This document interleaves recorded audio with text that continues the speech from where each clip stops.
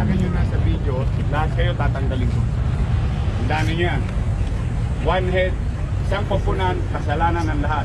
Pag hindi kayo nagsumbong ng kapwa ninyo nangungutong, damay-damay tayo lahat. Dalawang pananahimik ninyo, ipagpayag ninyo. Kung gusto niyo ng trabaho, meron kayong trabaho. Kung anong prorbensyo, mga pribileyo ka, iba doon, ibibigay ko sa inyo.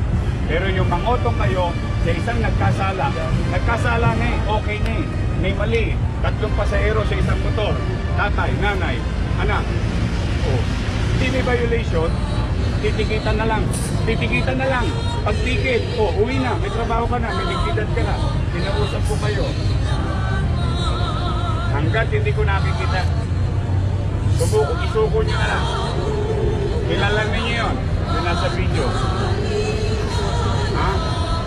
Kilala ninyo yun. Huwag kayong popopya.